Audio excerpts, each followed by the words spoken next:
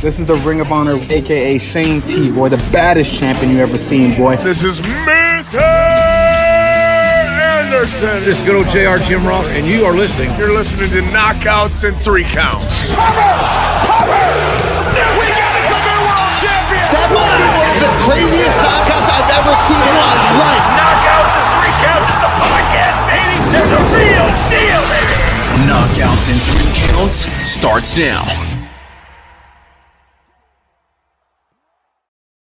Oh, what up, though? It isn't a Tuesday, it isn't a Thursday, it's a Monday in this bitch. We had to switch it up on you real quick, but this is Knockouts and Three Counts, and man, do we got a lot to talk about as LFA 167 is on the horizon. So we had to have the return of our guy, Devin The Prodigy Smyth, doing his thing, calling in from not here in the mitten no more, out there doing his thing out in Florida, man. How the hell you doing?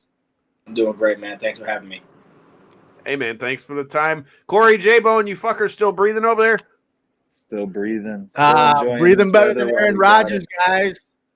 Oh. Sorry. Oh, shots fired. Shots fired, dude. Why couldn't we get shit like that? Too soon. You know Why what? couldn't we get some shit like that while he was in Green Bay? That's all. You know what? Once a Packer, always a Packer, the way I see it. So I was gonna say, I think J-Bone still got that Packer bias on him. See, I had the opposite mentality. I was like, he's no longer really an enemy of mine, right? So it's like, all right, let me see what he can do, carving up a different division, and my Lions. Now that we have some actual heat behind us, what can we do without Aaron Rodgers in the division?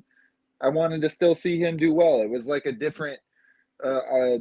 Turning of the page. This is not the way you want to start that, but unfortunately, I mean, this could very well be a turning of the page. This could be the end of an era for him, dude. Like he just said, if that Achilles is gone, he ain't coming back. He's done. You know what I mean? So it is what it is. But all jokes aside, it sucks to see like the big story of the offseason done just like that. You know what I mean? Like. As a Jets fan, we can't have shit, man. It's like, my goodness.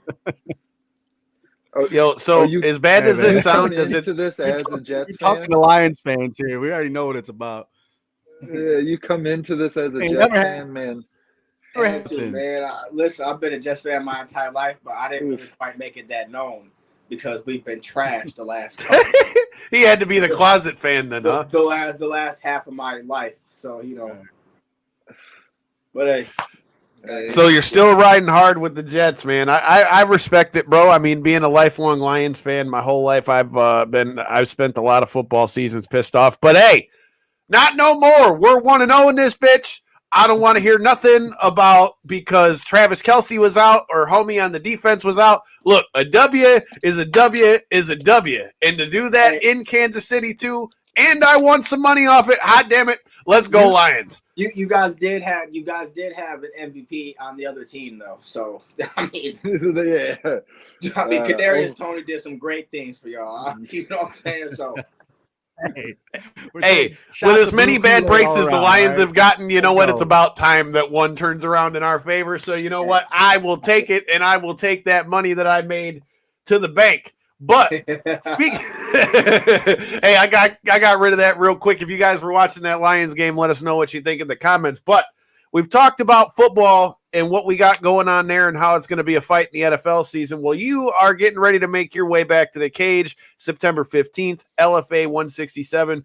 Before we get to that, take me through a little bit about your journey back to the cage because, it's been a while since you fought. It was a while since your last fight before that one.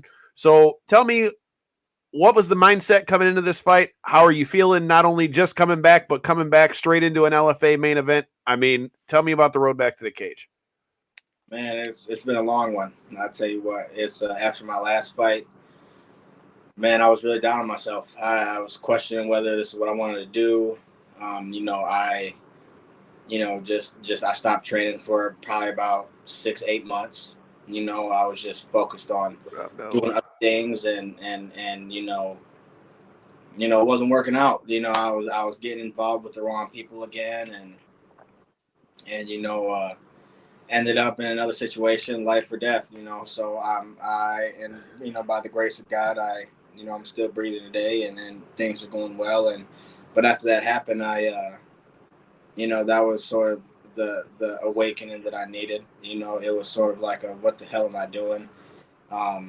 You need to get back to being yourself, So I got on the phone with Rashad, and I called him one day, and the next 2 days I was driving down, moving all my shit down to Florida with him, So, and I got down here, and that's pretty much what it was. It was if I'm gonna be down here, I might as well go all in on the fighting, and stop bullshitting and stop, what I'm saying, stop doing everything I was doing and do things the right way, and I'm very blessed about, having Rashad in my corner, and not only that, being able to live with him, and he really showed me what it takes to make it at the next level, and not only,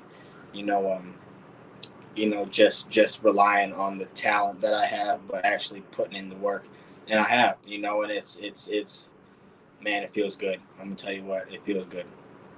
I mean, well, that leads right. Go ahead, dude.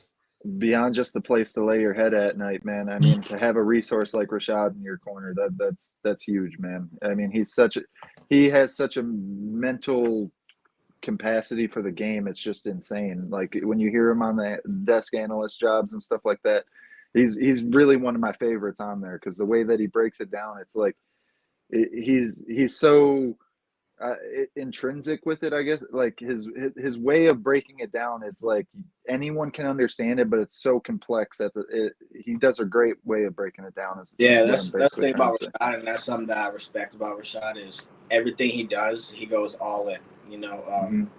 Whether it's commentating, whether it's helping train me, whether it's whatever, he goes all into it. Like me and Rashad are just as much training partners as we are, coach and mentee, and it's amazing that he's able to compartmentalize all these things and be able to give all his energy when he's focused on one thing, because man, he's all over the place. I'm taking him to the airport every single weekend. He's going somewhere every weekend. He's either going to Bristol, or he's going to Vegas, or he's going to Buffalo, or he's going to, he's all over the place. He's always on a plane, and I salute his work ethic, just to be able to, continue to provide for his family and give his family the life he wants, and I'm blessed to be a part of that family. Well, with that being said, that brings into a question that I had. Obviously we've been seeing Rashad dip his toes into the commentary side of things. We saw him do that at the last LFA card. So as you come in here to be fighting an LFA and in a main event spot like that, does it give you is there any extra pressure with him now doing commentary over there and kind of being connected with them, with you coming in like this? Do you kind of feel like you have a little bit of an extra chip on your shoulder? No, and that's the thing about this fight is, man, and in the past, I think it has added some pressure, because, man, I just want to make him proud so bad, and that was, I think, a little bit of the reason what took my mind off of the main goal, and that's winning, and I got in my head that, I need to have a spectacular knockout. I need to have, some highlight reel to push me up to that next level, because I had just lost on the Contender Series. So I felt like I had to do just that. Too much. Yeah, I felt like I had to do too much, and, and that failed me, but not only that, man, I still wasn't training, man. Like it was, and I would tell myself, and I would lie to myself about, yeah, you're doing enough, but man, I wasn't running. I was training like 3-4 days a week for 45 minutes, and it was I wasn't being professional about it, and that's, I feel like, has changed and gave me my confidence back, is knowing that I've actually done the work this time. I was just talking with my cousin the other day, and excuse me, we were talking about, I've had 27 fights in my career already. I went 15-0 as an amateur, and then I'm 9-3 as a pro now, and or actually 28. I have a tie, or I have a draw. But all of those fights, I have never ran, not one time. You know what I'm saying? Like, I've never got out and did road work. I've never got on a treadmill. I've never really done like a strength conditioning program. I've never, You know what I'm saying? Actually I've never taken a diet seriously, you know, and it's just amazing. You know, like I said, me and Rashad just got done with a workout, you know, just shaking things out and going over some things. And man, I'm not opening my mouth at all. Like it's I'm excited. I'm excited to go in there and see what I can do when my body can withstand it, you know? So it's a good situation. So we've mentioned what it's done for you mentally and all that stuff. Talk to me a little bit about your opponent in this one, because I've seen him do some stuff with Fury grappling and all those things, but I have not gotten to see much of what he's done other than what we've seen in the CFFC cage. I'm also obviously talking about his opponent come the 15th, Jonathan Piersma. From what I see, says he's coming off a 3-fight win streak, but he hasn't fought in LFA yet. You know, like I said, only thing we've seen as far as CFFC. How much do you know about Piersma, and how do you feel about this matchup? I know he's a tough cat, man. He's big. You know, he looks like he knows what he's doing on top, on the ground. I haven't really seen a lot of him off his back. But hey, I respect his jiu-jitsu, but I also know that my jiu-jitsu is really good. I know that he doesn't ever want to stand up in a cage. So, you know what I'm saying? We're going to put pressure on him, man. And when he starts diving for my legs, you know, we've been doing a lot of work to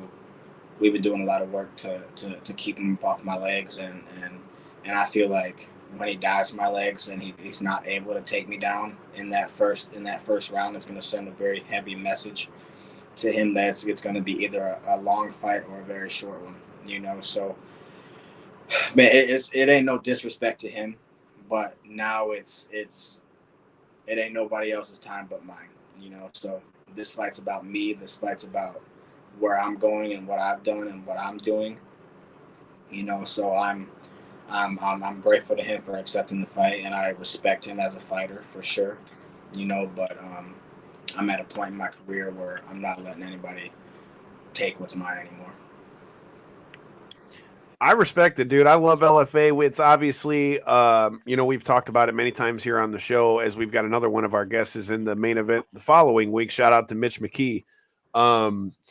You know, LFA has really been one of the biggest feeders for UFC. So for you to come right back in, come into this fight back on a platform like UFC Fight Pass, be doing it for LFA, you know, off of the Contender Series fight, you're right back in a spot where Dana or whomever that might be, whether that's UFC, ONE FC, whatever, you're on the big stage for that.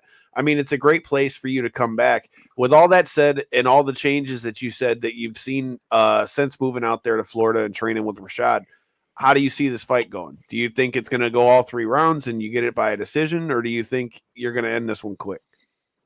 I think wherever the fight goes, I'll be comfortable. You know, I'm not focused on doing one thing or another. I'm focused on winning, you know, and I'll do whatever it takes to win. I know I'm able, and I definitely got the gas in the tank to go all 3 rounds. I definitely got the gas in the tank to get him out of there in the first round. I have the talent to get him out of there in the first round. I think he's going to run into something really heavy in the first round, definitely, or the second round. You know, I'm confident. I'm confident that this fight is going to end in a finish, you know, but if we got to go a distance, We'll see. I like it, man. Like I said, I'm excited to see what happens with you getting back in the cage. Do you feel like ring rust will be any type of issue for you in this fight? I mean, even though you've been training, training is one thing. We all know fights are different, but do you feel like ring rust is a thing, or is that just nothing for you? I don't believe in ring rust because I feel like it will maybe for the first minute, you know, it'll take me to get comfortable again, but man, when I go in and I'm sparring, it's just it's man, I've sparred with some of the best fighters in the world and have held my own, you know, and Jonathan Piersma is not one of the best fighters in the world, you know, so I'm you know, I'm just grateful. I'm gonna go through the fight and I'm gonna feel I feel like anywhere I go, in the fight, whether it's on the ground, whether it's the full distance, whether it's standing up, whether it's whatever. I feel I'll be comfortable, you know, and shit, man, I'm just fucking excited, dog. I like it. That's the best. That's the best way to go into a fight, though, because you're not looking for anything, you know, anything in particular, being ready for whatever. Because I feel like a lot of times, you know, when you see people coming back off of a long layoff or they lost their last fight or whatever the case, coming back in trying to knock somebody out and, you know, knock somebody out, submit somebody, you know, get right there off the rip. I feel like going into it with a level head like that and being able to, you know, kind of assess the fight as it goes and have the feel of the fight as it is, because every fight's different. I feel like you'll be much more successful with that approach because you're not focused on any one thing. But, you know, speaking of approaches and, you know, people having one track mind, you know, I got to get your thoughts on what we saw go down at UFC 293. But before we do that, shout out to our sponsors, Potter's Tree Service. If you need to get a tree chopped, if you need to get your storm dorm cleaned, you need to get all these trees that are getting knocked down cleaned up, get an estimate, get all that kind of stuff, check out Potter's Tree Service. All the links are in the description. Tell them we sent you. Like I said, Ace will get you done. You'll be out here like Hacksaw Jim Duggan. That being said, UFC 293, dude, I don't think anybody really expected that one to go the way it did. And if you say it did, you're a damn ass lie. Because plus 100 on Israel Adesanya is probably the easiest money I laid down, and bam, did it not go that way. What were your thoughts on what we saw at UFC 293, bro? I think Izzy doesn't want to fight anymore. I think I didn't see that dog out of Izzy anymore. And this is what I think of when I was talking to Rashad about it. And Izzy has had over damn near 150 fights in his career, you know, whether it's kickboxing or boxing or MMA, you know, and he's been fighting the best in the world for a very long time, you know, and everybody only got so many fights in them, you know, so people be surprised when fighters start to not fight like themselves anymore. It's not simply because, especially after what has happened the past year or two, you know, you got to think of, he gets slept again, or he gets TKO'd against Pereira, right? And then before that, he gets manhandled against Jan, right? And so now when Adesanya is in the cage and in the first round against an underdog, a big underdog opponent, and he gets dropped in the first round, man, it's hard to have your mind not go straight to, oh shit, this is Pereira all over again. You know, and especially when you've been at the top and you've been the best for as long as Izzy has, and people are calling you the GOAT, and people are, you know, saying you're untouchable this whole fight, and this fight is supposed to be like, oh, if Izzy doesn't knock him out, it's not even a win. If he goes the distance, it's not a win. Bruh, you're in the UFC, and you have a fucking belt around your waist. You don't think you're fighting the best fighters in the world every single time you step in the cage? There is no, and that's why I hate, especially when it comes to title fights, I hate looking at odds, because none of that shit matter. You know, and even when you're talking about, and you look at ONE FC, you look at when DJ lost, he was a huge overdog too. DJ was, and then he goes out and takes a knee to the face and gets slept. You know, and that's not to say that you can't come back from that, because look what DJ did. You know, but in terms of Izzy, man, I just don't think he wants to fight anymore, and I think that fight showed it, because he put his back against the cage like he's good off the cage, and he's not, you know, and people and I feel like he felt like he was good on the cage just because he landed a nice overhand on Pereira, you know, but what everybody forgot was he was getting beat the fuck up before that. You know what I'm saying? Like, he was getting beat up, and people thought that it was about to happen again. Because if we look back at the fight, Pereira throws a crazy body shot, lands it, and then throws a stabbing knee right to his head and lands it. You know, so now, and I think Izzy was rocked a little bit and throws a reaction 3-2 over the top, and happily or gratefully that it landed. You know, but everybody looks at the result of a fight and forgets how the fight went. you know, and how the fight was going. Izzy has escaped a lot of his last couple fights or a lot of his last wins. That's funny you say that, because honestly, my gut feeling when I watched that fight is, to me, I saw a guy in Izzy who, you know, he's been fighting 5-round fights for what, the last 6 or 8 years. Every fight's been 5-round fights always. To me, I saw a guy who I don't think expected Strickland to be able to hurt him. And after he hurt him, I think to me, it just seemed like it was kind of like, okay, I'll turn it up in 3, 4, and 5. And then as we got deeper into the fight, okay, I'll turn it up in round 4. Okay, I'll turn it up in round 5. But like you said, he didn't ever really get going. And to me, that was what I saw. I saw a guy that maybe is used to fighting in 5-round fights and thought that he kind of had that back in the bank, but I don't think he expected Strickland to be able to even. And what's funny about that is to not expect that when Strickland's always been known as like a volume guy. He might not be He's gonna walk you down every single fight, and that's what doesn't make any sense to me. Is why would you put your back on the cage with somebody that's walking you down? You can't go anywhere. It doesn't make any sense. You know what I'm saying? You got to move, and that's one of the things that Izzy was so good at for one of the longest times was his movement. You couldn't catch him. You couldn't get him. He was always moving laterally. He was always stepping back, circling around, and then countering, and he didn't do that at all. Yep, and that was what I thought looked good to me for Izzy, was the fact that Izzy has always been good with counter shots. I thought that with the way that Strickland fights and the fact that, like you just said, he's always coming forward, I was like, okay, this is going to be a good fight for Izzy, because I'm thinking, okay, he'll catch him coming in. But like you said, when he kept putting his back against the cage, you know, he don't have that room to move back or to time it and catch a knee or to be able to use that clinch like we've seen him use in past fights. He ain't got the room to do that when he's already putting his back against the cage. It was just go.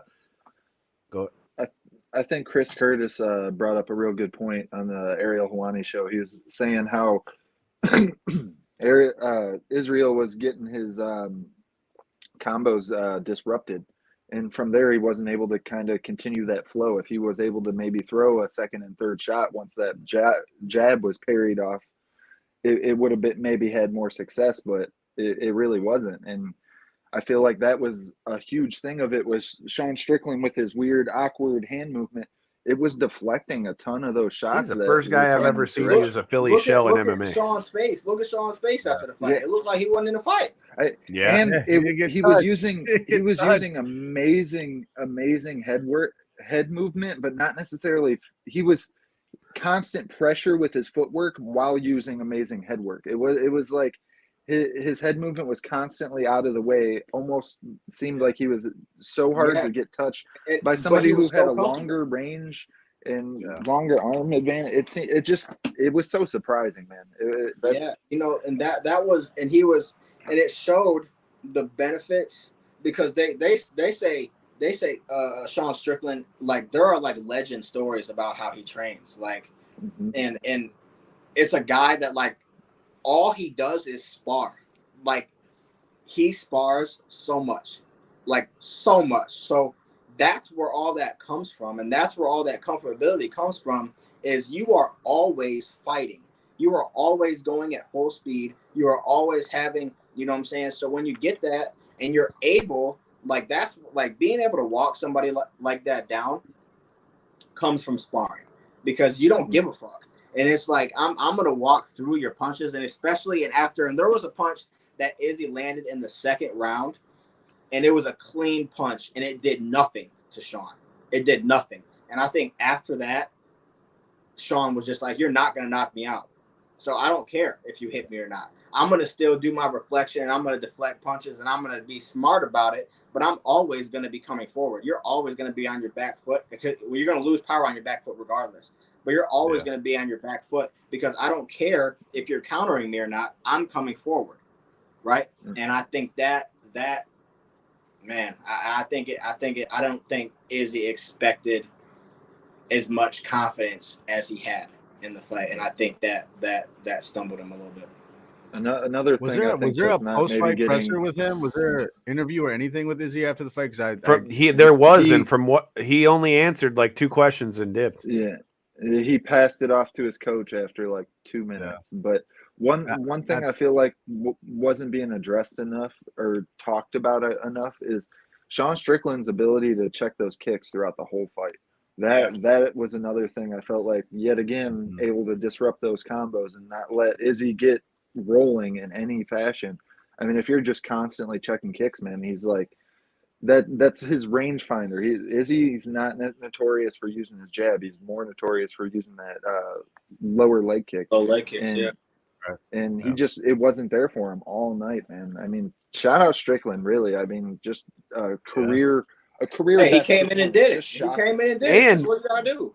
That leads into another question I got, and everybody can answer this. So the first thought that I had after that fight happened is, oh my God, the middleweight division is now like wide open, because for the first time in how many years it's not under the reign of Izzy. And I think it's safe to say that I don't think Izzy's going to, at least I don't think that Izzy's probably going to get an immediate rematch, especially with the way that fight went. I feel like, especially because it gives Dana the chance to be able to have, you know, some more openness in that division after it's been locked up by the same guy for a long time. Not to say that Izzy didn't defend the belt, because we all know he did, but I'm just saying, I had the thought, and maybe this is a little out there, what's next for Izzy next? Because to me, depending on what that next fight is, I feel like if everything doesn't go Izzy's way and Izzy doesn't have a dominant performance, I think he's in grave danger of becoming the same way Max Holloway is at 145. I think I don't think Sean Strickland defends the belt once. Really? I think I think he's gonna get paired up with Pereira again, and I think he's gonna get slept again. And you think they'll let him come back down to 85 though? Because I thought they said they're trying to stick him at 205. Because he already slept him. Yeah, I mean, he's already got the shot. He's already got the shot at 205. Right into the belt. It's a free shot. I feel like Duplessis is getting next. That he got the shot against Izzy because he slept Izzy. That's the same shot. So now he's gonna come back. He's gonna be like, I already slept you. Give me my belt. Yeah. I feel like it's going to be Duplessis, bro. I feel like Duplessis is next. And then you got to remember they had Cannonier there as the guy who weighed in as the alternate, and he's already beaten Strickland. So if I was Cannonier, I'd be on every social media known to man and every interview. Like, I already beat this motherfucker. I got next. Yeah. Like, that would be what I think. I think if he fights Duplessis, he'll get a defense in there. I think he beats Duplessis. But I don't think he beats Cannonier, and I don't think he beats Pereira. I don't think he beats Matter. And honestly, I don't think he beats what's Buddy's name? Shit, I can't think of Buddy's name now. Costa? No, not Costa. Izzy already beat him though. It's Vittori? Yeah, I don't think he beats Vittori, or I don't think he beats any wrestler. I think Sean Strickland's dangerous when he's coming forward, and you can't come forward like that against a wrestler because you're going to get taken down. So it's I don't know. I think Sean, like, it was a perfect fight for Sean at the time. I think it was a perfect fight to take. I think, nobody thought he was going to win, but I think that everything fell in line at the perfect time for Sean because he got the shot, and whether he got the shot or not because Izzy thought he was going to kill him, he got the shot, and he got the shot against Izzy that is on his way out of the game, and the way that they fight just feeds into Sean. You know, if I'm fighting Sean, I'm not standing with him. That's not happening. Like, I'm not trying to do that. You're going on your back, and I'm gonna make you beat me off your back. You're not gonna beat me doing your thing, and that's what didn't make any sense to me about the fight. Because Izzy is usually a very smart fighter, but Izzy's not a good wrestler, like, at all. You know, so it's. But even if you're not a wrestler, that's what you need to be in training camp doing. Like, you need to be in training camp wrestling. You're already nice on your feet. You can do that. But in terms of this fight, it's about styles, and if you go in there and you fight according to your opponent's style. You leave everything up in the air. Because why? But wouldn't you not? think, though, going into that fight, though, with that being said, I mean, even Strickland said it after the fight. Like, I mean, if anything, wouldn't you have thought that Strickland would have been the one to try to implement some kind of wrestling against somebody like Izzy? Because I'd imagine Izzy, that's exactly the kind of fight he wants, is for it to be a stand-up fight. And like we said at the top of the show, it was like he just couldn't pull the trigger, or he came out flat, or whatever the case was. You know, I mean, whether that was because of Strickland's pressure or whatever, I mean, to be honest, I would have thought if anyone was going to try to wrestle, it would have been Strickland. And Strickland even said after the fight, and I heard his coach, Eric Nixick, say today, we wanted to wrestle. So, I mean, ultimately, Izzy even kind of got the fight that he wanted, and it still, you know, it still played out the way it did for Strickland. I think once he dropped him in that first round, it just built so much confidence, man. You know what I mean? Yeah, I think it's just as much on the coaches as well, because if you have a 5-round fight, okay, you have 25 minutes, but you need to be doing homework as a coach. You need to be doing homework that entire 25 minutes, okay? And if you see that in the first round, you're dropped. You got dropped already in the first round. Okay, whatever, shit happens, okay? But then the second round comes around, he's not doing any better. Third round comes around, you're not doing any better. Okay, something's got to change. We can't keep doing the same thing because I'm going to lose, right? So now you need to start looking for takedowns. You need to start looking for trips. You need to start working to get on the inside and get close to him, because what you're doing isn't working, right? What you're doing isn't working. You're going to lose, right? So it's all about in-fight changes. It's all about being able to adjust and being able to do what needs to be done to win. And that's why I go and I say that Izzy doesn't want to fight anymore. I don't think his heart is in it anymore, because in the past, I think Izzy would, and I don't even want to say wrestle, but I think he would adjust so much better than he did in that fight. It's like he didn't give a fuck, you know? And when I see that, it you know, that usually means to me that you're not trying to do this anymore. You know, and if you think about it like this, Izzy's paid. Izzy got paid. You know, and Izzy doesn't need to fight anymore. It's the same thing with Conor McGregor. Conor McGregor does not need to fight ever again. He will only fight if he wants to fight and if the terms are perfect, right? That should be the same thing. Do you think him and Chandler ever fight? No. It's looking that way at this point, because if they don't give him a medical exemption, I mean, he ain't going to be able to fight by the end of the year. And I'll stay the same as I've said from the jump, though. If they were to ever decide to try that and give him a medical exemption, holy hell, would they be opening Pandora's box? Yeah. Because, man, you can't just do it for one. That's a big thing. Right. Yeah. That's my whole point. There's no way that wouldn't be a big blow up, especially with this big court case about the whole thing with Fitch and all them. That would be horrible. Before we jump off that Strickland fight, though, I do want to point out Coach Eric Nixick in that corner, man. The coaching was amazing. I mean, his ability to just, I mean, if anybody in the audience, anybody who heard that got fired up off here, and you know, his in between round coaching. I mean, you can see it. You can see the reaction on Sean's face when he's speaking to him. It's like he's saying the exact same things that he needs to hear. He's telling the truth, right? Yep. He's telling the truth. He's not lying to him, but he's also motivating him at the same time. You know, and that's what you need to do as a coach. You can't lie to your guys, and you have to understand. You have to know your fighter. You have to know what to say, and that's like being a coach ain't easy. You know what I mean? It's not easy, but you have to be able to. You have to be able to understand the mindset of your fighter and how your fighter's thinking, and then know what to say from that point. You know. With that said, what do you think about the Tai Tuivasa fight, man? Because that was a rough one, man. That was like I said, I love Tai Tuivasa, but man, Volkov put it on him. It's tough.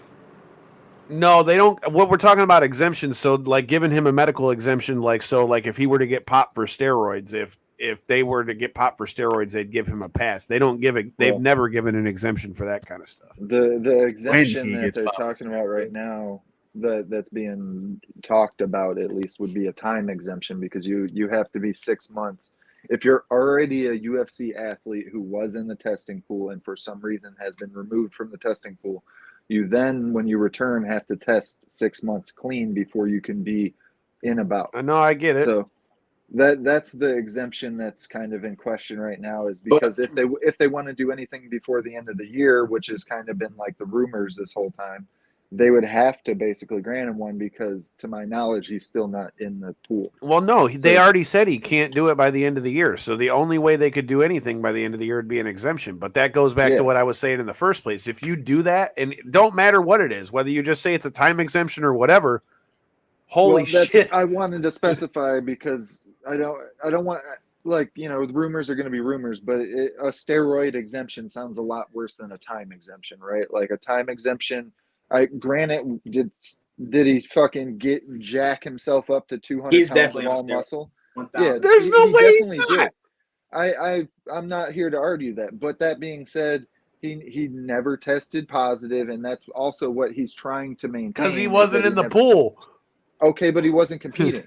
He was in exactly, which is what I'm saying. I'm not saying there's anything wrong with him. I would have said the same thing for Weidman if he had done the same route. I'm not saying there's anything wrong with. I'm not saying there's anything wrong with him using one, for using them to help him get better. He said that, but he should still have to go through the 6 months of testing. Is all I'm saying. I also agree as well. That's all I'm saying. Like, I understand him using steroids while he was off, so he healed up quicker. I got no problem with that. All I'm saying is, if he doesn't have to go through the same process that it would be for everybody else, in my opinion, you're opening fucking Pandora's box if you allow that to happen. Because that's what everybody will do. Everybody will leave the testing pool, go get jacked, and everybody wants to come back and test clean for 6 months, and then their bodies have completely changed by then. Mm-hmm. You know, and that's I mean, so that's another reason why I don't think Conor will ever fight again. Besides the fact that he doesn't need to, and he's like a billionaire already, you know, but. He thinks he found a loophole, but now the loophole got exposed. So what's going to happen is he's going to be like, all right, well, that loophole doesn't work, because if they do let him do that, like you said, that's going to open Pandora's box, and everybody's going to do it. Everybody. Yeah. So and you want to talk about lawsuits? It's just like jiu-jitsu right now. Everybody's on steroids doing jiu-jitsu. Right. Everybody. You know, so. Yeah, that's a whole nother can of worms there, man. The competitive jiu-jitsu scene, man, them boys be looking a little juicy in there. Look, bro, they're trying to get it how they live out here, bro. Like I said, it ain't like back in the day where people are just throwing on the gi and are getting down at it. At this point, you know what, dude? You do what you do. There's real money on the line, too. There's real money on the line, so you can almost... I know there is, dude. I mean, why do you think Gordon Ryan keeps calling motherfuckers out every week? Right. Hey, I'm not mad at it. Get your money, Ryan. But all I'm saying here is we've talked about what happened for Strickland and all them. It was a rough road for Tai Tuivasa at 293 as well. I don't really know what we see next from him, but that's what, 3 or 4 in a row? I think it's 3. Third, yeah. Look, bro, I don't know who they have him fight next, but he's got to get a dub in this next fighter. It's going to be curtains for even for Tai. He might not. He was riding away, man. He might not last to get another fight, because usually you drop 3 in a row, you get cut. So, yeah. We'll I think being a fan favorite, and the fact that he's losing to the competition that he lost to, it's not like he's losing to a unranked, you know. No, Volkov's the dog. You know, barely reaching the top 30 type of guy or something like that. Yeah, but I feel like it's the way he's losing. Yeah, that's fair. Yeah, it is too, and he's looking like he's getting outclassed by these top guys, and it's unfortunate to see. I was hoping with this layoff we would see a little bit more change in his physique, kind of like what we've seen with the Derek Lewis transformation, as you might want to say. But either way, he brought the fight to him. I feel like he's still a fan favorite, fun fight that you can put in on any fight night or whatever the case be. I think what you do is you end up putting him against one of these guys that's, you know, the up and coming, the next heavyweight. Let him fight guy. Derek Lewis. He already beat Derek Lewis? I still want to sure, but I'm just saying he's on a few fight losing streak, and Derek Lewis finally just snapped his. So, yeah, I mean, there's plenty of fun fights for him still. I feel like he's still got his position. But to your point, I feel like definitely one, maybe even two. But he's definitely got to watch it, and he's still young, man. That's one thing too. As a heavyweight, he would be better off taking another time break, come back in there another 8 months later or something. Hopefully in a little better mental state. Yeah. Hell yeah, man. Well, before we let you get out of here, like we said, there's a reason that we're on Monday and not Tuesday this week. That's because me and J-Bone are headed back to Pine Knob as long as it doesn't get rained out for show number 9 of the fucking year that's been rained out. Gotta love that Michigan weather. We're going to be out there for Shinedown and Papa Roach out there. So, Devin, any concerts on the horizon? Have you hit any concerts, anything this summer, done anything out the way? Man, honestly, no, I'm not too much of a concert guy. Okay. I since I moved down here, I don't go out too much. I'm training, I'm chilling at the crib with the family. I did all that shit back in Michigan, man. So I get it. I get down here and I just sort of want to, get the business. And that's not to say that I don't go out. I do. I feel like I got to get out sometimes. You're in fight mode right now. I get it. I just didn't know Florida gets all the same stuff, all the stuff like Vegas gets stuff. So I had to see if you were hitting anything. I definitely want to hit Rolling Loud next year. Okay. That would be cool. Rolling Loud is always a good time. And I think EDC is coming up in, I don't know, maybe it already passed. I'm not sure, but I would like to hit like one of those major, festivals or concerts like that. And, because it is a good time. It's just, man, I don't like being around that many people like that. Yeah. I respect it. Yeah. Talk me through, besides the training and like you say, at home with the family life. I respect that. That's me too, man. But we all got to have our hobbies and things we do, especially with the Florida life, man. You got to be getting out, at least enjoying the weather, the beaches and shit like that, right? Oh yeah, I'll be golfing. You know what I'm saying? There we go. We Devin Woods and this motherfucker. Yeah, I'll be out there smacking 18 whenever I get the chance to. That golf is definitely a hobby of mine that I've actually grown really close to, man. I feel like, and I just went just a couple of days ago, and I'll probably go before I leave for New York because it just helps me clear my mind. I get out there, just on the links and with the homies, and we're just golfing, man, just bullshitting and joking around and having an all around good time, and it's a little bit better when I'm not in fight camp because you can have a couple beers and then smoke a joint or two. I was gonna say, man, having a couple beers on the cart, that's hard to compete with, man. Right, but yeah, I love golf, man. It really helps me, focus in. It's taught me like a lot of patience, and that's not something that I ever thought that I'd be saying, man, because I started golfing when I was in Michigan, but I just wasn't really that into it. I got some clubs and I was really just not that good. So I would just go out and get pissed, That's why I'm not a golf fan. I suck at it. Yeah, I came down and, man, I'm telling you, we golf at, 9, 10 a.m. and golf 18 and it's 85 and sunny and oh, I'm not hating. I'd love to be good at golf. I went and did Top Golf for my brother-in-law's birthday, and like even though I wasn't the best at it, I tell you though, you know what was crazy? I feel like you instantly get better when you start using like real clubs and shit, because this guy brought his own driver and I was just using the one they had at the Top Golf, and he goes, bro, hit a couple with mine. And once I got the swing of it down, because his driver was so much lighter than the one at Top Golf. Once I got used to how much lighter it was, once you swing through that bitch, the ball just flies. I was like, yo, all right. And that's what I had to realize whenever I would go up to like tee off or hit a shot, I was just trying to hit it as hard as I can. And what I failed to realize is, the club will do a lot of the work for you. You just have to swing it. You don't gotta try to kill the ball. You just have to swing it. And I relate that to MMA. It's not every punch got to be a power punch. You know what I'm saying? And I feel like that's something that golf has taught me and that I've implemented into my game, is to the fact that it's okay to just touch sometimes. Boom, putt, boom, bow, and then I can land some power, you know, and that also saves my energy. And it also, you know, I mean, I wouldn't even say saved my energy, but it also it uses my energy in a better way, you know. So, man, I love golfing, man. I'm gonna be honest.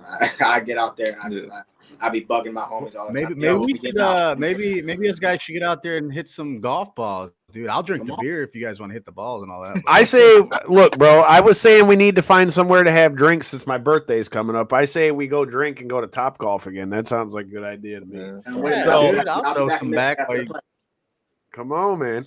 Come on with it. I'm with it. If you come down and you want to hit some, I'll go over there and make a damn fool out of myself. We'll make it for some YouTube channel. We'll do it. Oh yeah. We'll get it together, man. Well, before we let you get out of here, man, you got any last words for your opponent, Mr. Piersma, and let everybody know where they can check out the fight and find you at? Man, I don't really got nothing to say about it anymore, man. He's a tough guy. I wish you the best. I hope you're healthy throughout the fight, throughout camp. You know, all power to you. You know, you can watch it on UFC Fight Pass on the main event, obviously. You know, and it's gonna be a fun one, man. It's gonna be a fun one. There's a lot of people. I'm surprised. I have a lot of people coming to New York, man. There's a lot of people that are coming out for me, which they always do, man. So shout out everybody that always comes to my fights and always shows support. And like, people don't understand how much that really means to me. You know, especially after a layoff like I've had, you know, because one of the things that was in my head all the time was people don't even want to watch me fight anymore. You know what I'm saying? And it really showed me that, you know, people do care and people do love me still, and people, you know what I'm saying, will always be supporting, man. That absolutely means a lot, and it helps motivate me as well. So shout out all my fans coming out, all my homies, all my family. My mom will kill me if I don't say it, but shout out. No, right as he goes to shout out moms, the internet got him. Right as he went to go shout out moms, the internet went gone. Oh, man. We got to step in and save him. He's just going to say, I love you, Mom, and thanks for the support. That's all he's going to say. That's probably Mama Smith. He was about to shoot you out good out here, but it looks like the internet had other. Somebody tagged him in the LFA post to cut all his shit off. That's what happened. I was going to say Mr. Piersma must have heard him saying he didn't give a shit. So, and with that being said, man, like I said, tomorrow night we won't be live because we'll be at Pine Knob checking out Papa Roach and Shinedown singing some Simple Man. It's going to be a good time. If you're at Pine Knob, come say what up to your boys, even if it's your last resort. So, in the meantime and in the in-between time, you know what to do. Hit that subscribe button. You check us out this Thursday. JD Griffey gave me a call, says he's got some shit to say. So JD Griffey is coming through this Thursday to talk about a couple new belts he got, including that VIP belt. She already knew what it was. Oh, he's back. My bad. My phone died. Yep. Give him a chance. Right as he went to shoot out moms. Yeah, my fault. My phone died. It's all good. She said she already knew what it was, bro. So it's all good, my man. She be on my ass. Man. Take two. You gotta love it, bro. Yeah, take two. Like we were saying, check us out this Thursday, 9 p.m. Like I said, we will be joined by JD Griffey. He got to talk about a few of these new belts he's got, and I hear STP might be making his way back to Ring of Honor. So if you've been checking out Ring of Honor, if you checked out All Out, if you checked out All In, you need to make sure you hit that subscribe button. Check out all the people I was shooting the shit with at StarCast and all that stuff. And make sure September 15th, you're in front of a TV watching UFC Fight Pass. Devin Smyth getting back in the cage. Fuck around and find out. Peace.